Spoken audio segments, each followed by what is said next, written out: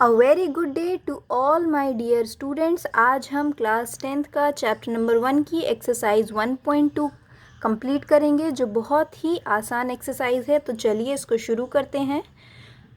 पहला क्वेश्चन है, निम्नलिखित संख्याओं को अभाज्य गुणनखंड के रूप में व्यक्त कीजिए।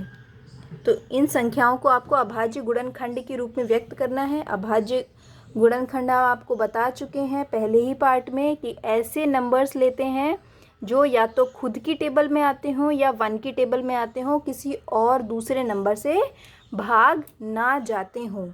ऐसे ही नंबर हमको इसमें लेने हैं। तो चलिए इसको शुरू करते हैं। इसके लिए हमको इस प्रकार से लाइन बनानी होती है। 140 लिखा। अब 140 ऐसे कौन से अभाज्य नंबर से जाएगा? तो ये 7 की टेबल में आता है, तो यह 7 से जा सकता है, लेकिन 7 किसी और की टेबल में नहीं आता है। तो यह इसको हम अभाज्य गुणनखंडों में इस्तेमाल कर सकते हैं। तो इसका जब हम गुणा करेंगे तो 7 गुणे 20 जो होता है 140 होता है। अब 20 के लिए हम लेते हैं 5, 5 चौको 20, 4 किससे जाएगा? 2 से जाएगा। 2 भी एक अभाज्य गुणांक है। 2 2 एकम 2, तो 140 है जो इसका अभाज्य गुणनखंड हो जाएगा।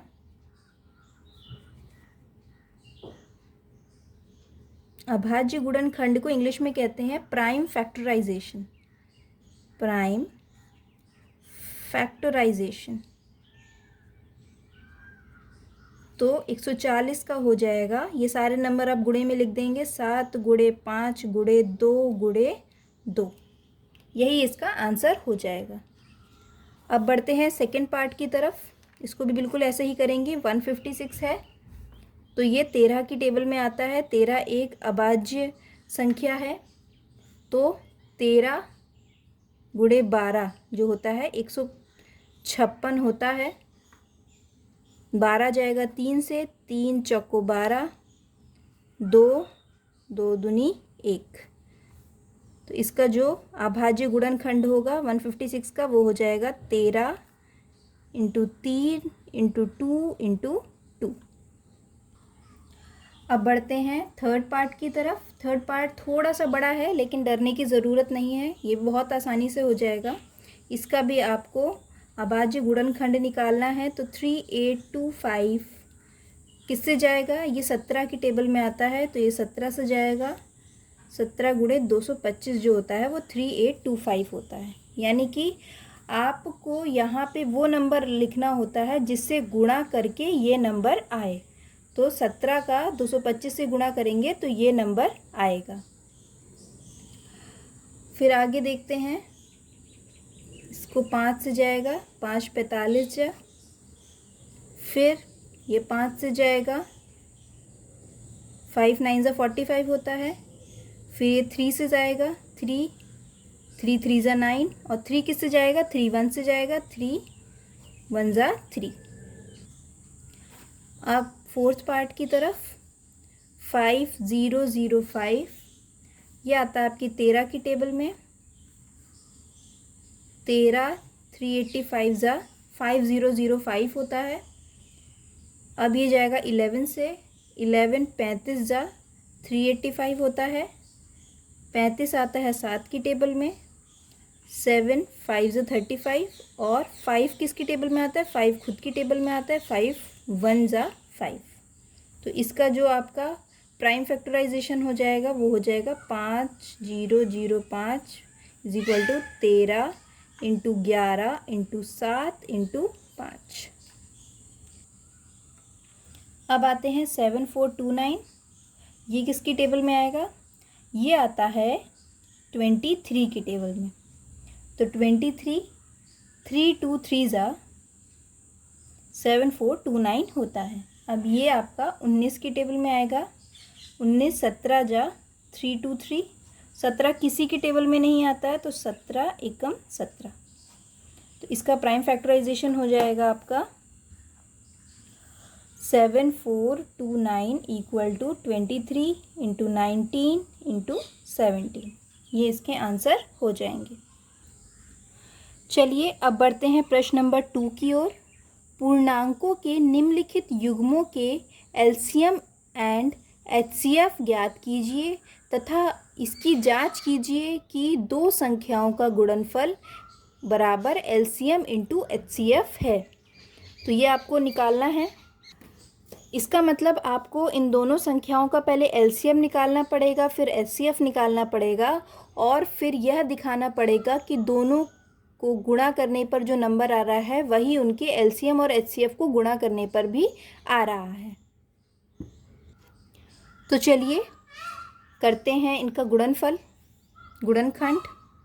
उसके लिए वैसे ही जैसे हमने फर्स्ट क्वेश्चन में किया था, 26 का हमने किया गुणनखंड, तो ये किससे भाग जाएगा? ये 13 से भाग जाएगा। 13 दूनी 26।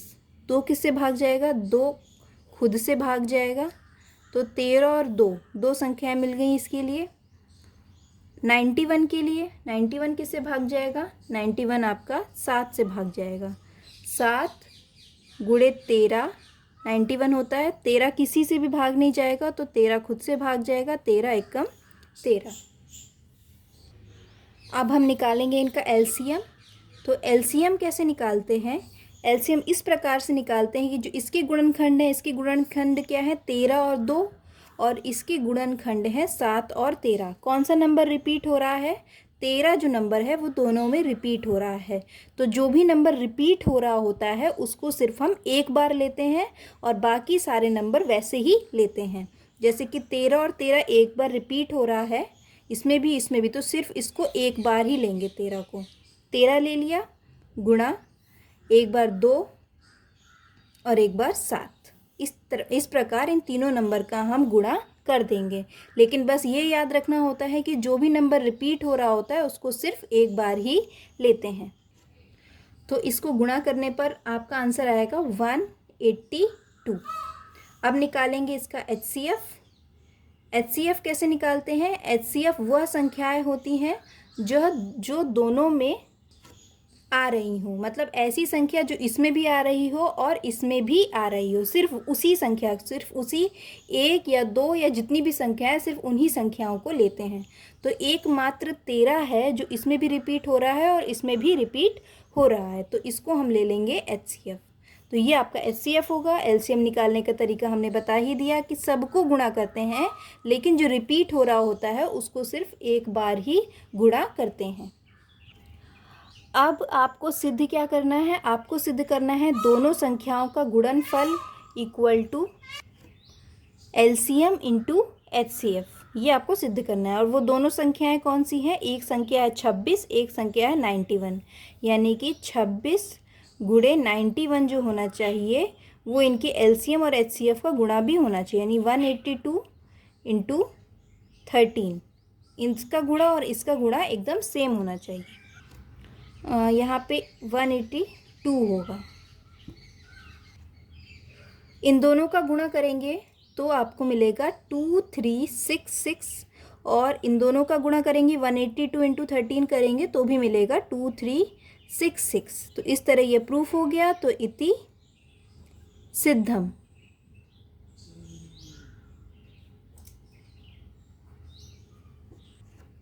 इसी प्रकार हम इन दोनों को भी करेंगे। तो इसका हम गुणनखंड विधि से गुणनखंड कर लेते हैं। 510, तो ये किससे जाएगा? ये 2 से जाएगा। 2 का गुणा 255 से करेंगे तो 510 आएगा। अब 255 किससे जाएगा? 3 से जाएगा। 3 का गुणा 85 से करेंगे तो 255 आएगा। उसके बाद 5 का गुणा किससे करें हम? 17 से करेंगे तो 85 आएगा। और 17 तो किसी के टेबल में नहीं आता क्योंकि अभाज्य संख्या है, तो 17 खुद की टेबल में आएगा। 17 एकम 17। इसी तरह 92 का करेंगे। 92 2 की टेबल में आएगा। 2 4 ज़ा 8, 2 6 ज़ा 12। फिर से ये 2 से कटेगा। 2 2 ज़ा 4, 2 3 ज़ा 6। ये किसी से नहीं कटेगा। 23 एकम 23। अब हम लेते हैं इसका एलसीएम। तो एलसीएम के लिए क्या बताया था? सारी संख्याओं का गुणा होगा। सिर्फ वो संख्याएं हम एक बार लेंगे जो 2 बार रिपीट हो रही हो दोनों में। तो इसमें भी 2 आ रहा है और इसमें भी 2 आ रहा है, एक एक बार दोनों में 2 रिपीट हो रहा है, तो इन दोनों 2 की जगह हम खाली एक बार 2 ले लेंगे। गुणे 3 आ रहा है, इसमें नहीं आ रहा है, तो हम सिंपली इसको 3 ले लेंगे। उसके बाद 5 भी नहीं आ रहा है, गुणे 5 गुणे 17। अब ये जो दूसरी बार 2 आ रहा है, ये तो जो 2 बार आ रहा था तो इसलिए कट गया, एक ही बार लिया हमने। लेकिन ये तो इसका तो कोई पेयर नहीं है, यहाँ तो कहीं दूसरी बार 2 रिपीट नहीं हो रहा है, तो इसको हम फिर से ले लेंगे इंटू 23। HCF क्या होगा, जो दोनों में रिपीट हो रही होंगी संख्याएं। कौन सी संख्या है, जैसे 2 रिपीट हो रहा है और कुछ रिपीट हो रहा है और कुछ भी रिपीट नहीं हो रहा है, यानी कि इसका जो HCF है वो होगा 2। अब क्या होना चाहिए, LCM इंटू HCF बराबर होना चाहिए दोनों संख्याओं का मल्टीप्लिकेशन, गुणा, यानी कि 510 गुणे 92 किसके बराबर होना चाहिए, LCM, यानी कि इसको पहले यहीं सॉल्व कर लेते हैं। इसको सॉल्व करने पर आएगा 23460, ठीक है। तो यानी कि LCM हो गया इसका 23460 गुणे 2। अब जब हमने इन दोनों को मल्टीप्लाई करा तो आया 46920 इक्वल टू 46920। तो ये दोनों संख्याएं सेम आ गई, यानी कि सिद्ध हो गया। चलिए अब करते हैं थर्ड पार्ट। पहले 336 का करेंगे, तो ये हो जाएगा 2 से भाग जाएगा, ये 2 1 ज़ा 2, 2 6 ज़ा 12, 2 8 ज़ा 16, ठीक है। यानी कि 2 का 168 से मल्टीप्लाई करेंगे तो 336 आएगा। अब फिर से 2 8 ज़ा 16, 2 4 ज़ा 8, फिर से ये 2 से भाग जाएगा, 2 4 ज़ा 8, 2 2 ज़ा 4, फिर से ये 2 से भाग जाएगा, 2 2 ज़ा 4, 2 1 ज़ा 2। अब ये किसी से भाग नहीं जाएगा, या जाएगा, ये जाएगा 3 से भाग, तो 3 7 ज़ा 21। 7 जो है अभाज्य संख्या है, यह सिर्फ 1 से ही भागे जाएगा, तो 7 1 7 1 का 7। इसी तरह 54 को भी कर लेते हैं। 54 को किया हमने, 2 से भाग जाएगा, 2 2 ज़ा 4, 2 7 ज़ा 14, ये आएगा आपका 3 के टेबल में। 3 9 ज़ा 27, ये फिर से 3 के टेबल में आएगा, 3 3 ज़ा 9, 3 1 ज़ा 3। तो देखिए आपका जो LCM होगा इसका वो आएगा, देखिए कौन कौन सी संख्याएं रिपीट हो रही हैं वो देख लेते हैं। इसमें भी 2 रिपीट हो रहा है, इसमें भी 2 रिपीट हो रहा है, यानी कि 2 को सिर्फ लेंगे हम एक बार, ठीक है। उसके बाद कोई रिपीट हो रहा है, इसमें भी 3 रिपीट हो रहा है और इसमें भी 3 रिपीट हो रहा है, यानी कि 3 को लेंगे हम सिर्फ एक बार। ये कट गया, ये कट गया, ये भी हो गया, ये भी कट गया, ठीक है।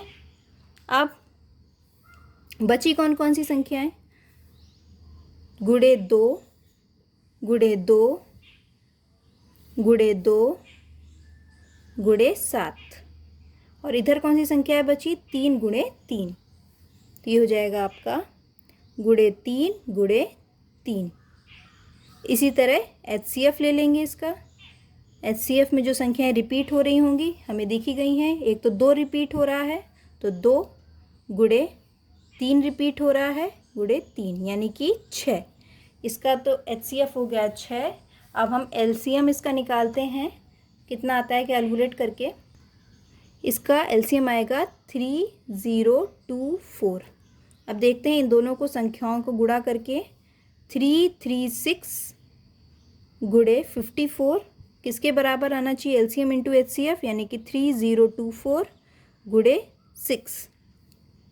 तो इन दोनों का जो गुणा है वो आएगा आपका 18144, और इन दोनों का गुणा है वो भी आएगा 18144। इति सिद्धम। चलिए अब बढ़ते हैं प्रश्न नंबर 3 की तरफ। अभाज्य गुणनखंड विधि द्वारा निम्नलिखित पूर्णांकों के LCM और HCF ज्ञात कीजिए। तो फर्स्ट पार्ट है इसका 12, 15 और 21, इनका गुणनखंड कर लेंगे गुणनखंड विधि से। तो पहले 12 का करते हैं। 12 किसके टेबल में आएगा? 2 के टेबल में। 2 6 ज़ा 12, 2 3 ज़ा 6, 3 1 ज़ा 3। 15 का करते हैं। 15 का किया, 3 5 ज़ा 15, 5 1 ज़ा 5।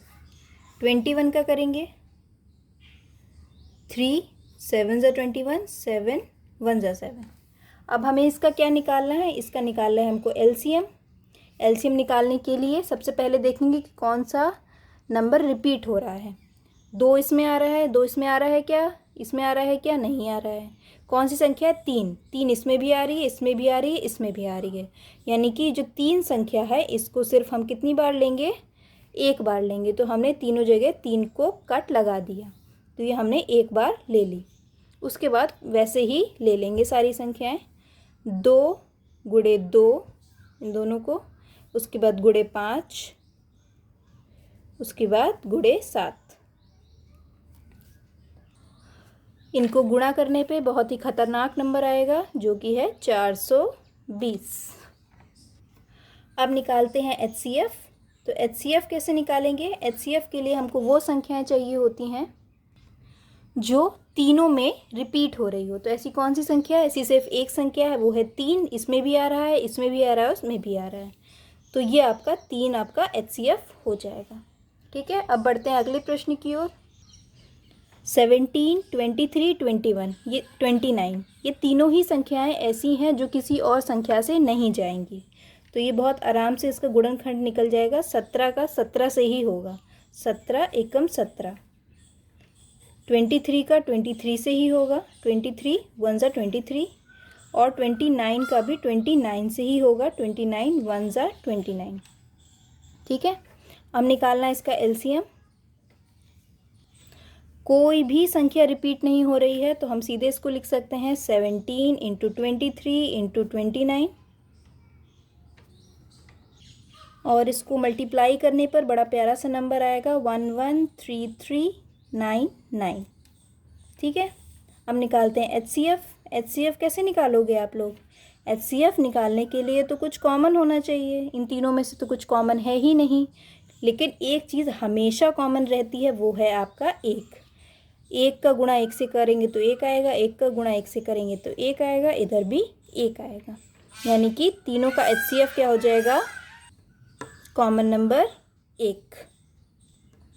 अब बढ़ते हैं अगले प्रश्न की ओर। 8 9 और 25 इसका निकालते हैं एलसीएम और एचसीएफ।